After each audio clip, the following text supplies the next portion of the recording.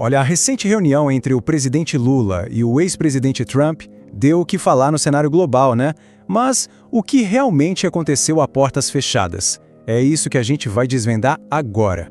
A gente viu os sorrisos, os apertos de mão para a foto, mas a pergunta que fica é: qual era a substância dessa conversa? O que estava na mesa de negociação de verdade? Bora descobrir. Primeiro vamos entender o cenário.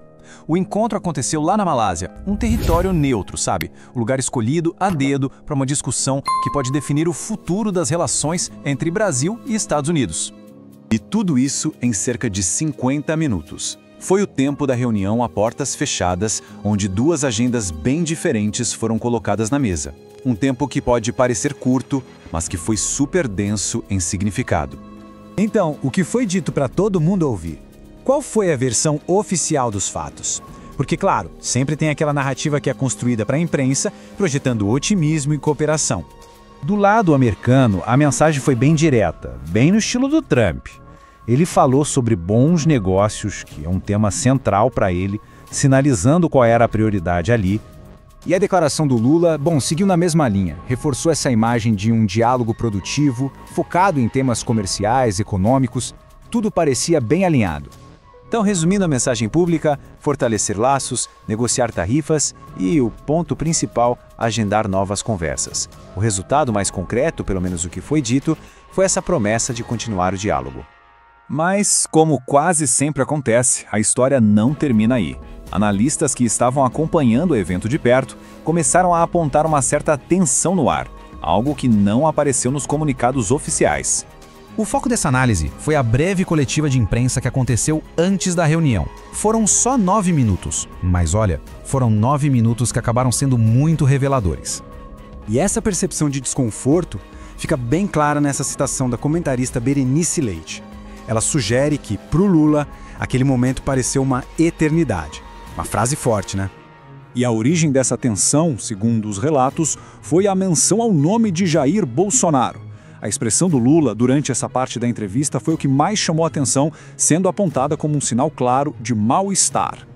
Isso nos leva ao centro da questão. Os dois lados chegaram com objetivos bem diferentes e, o mais importante, com um poder de barganha muito desigual em cada um desses objetivos.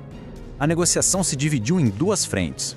De um lado, a pauta econômica, com tarifas, comércio, onde há interesses em comum e o Brasil tem espaço para avançar.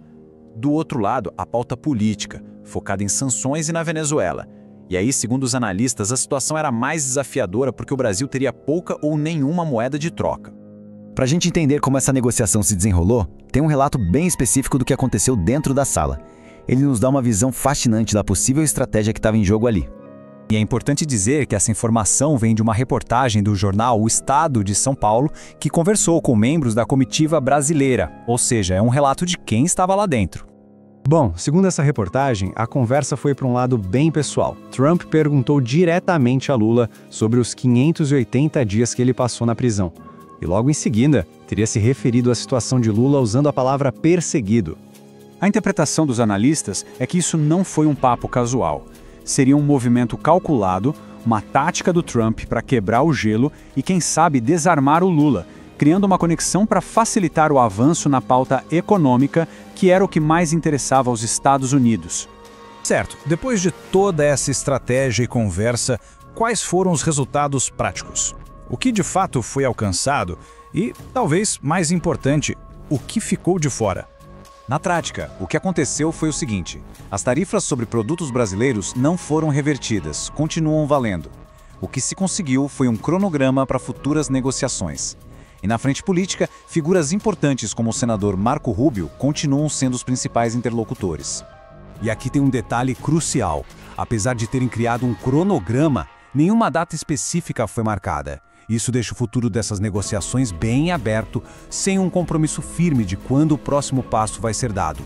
Isso nos deixa com a pergunta central, né? Com objetivos tão diferentes e um poder de barganha tão desigual, será que é possível construir uma parceria de verdade? Ou a relação vai ficar só nos gestos simbólicos, enquanto os impasses reais permanecem? A resposta para essa pergunta é o que vai definir os próximos capítulos dessa relação.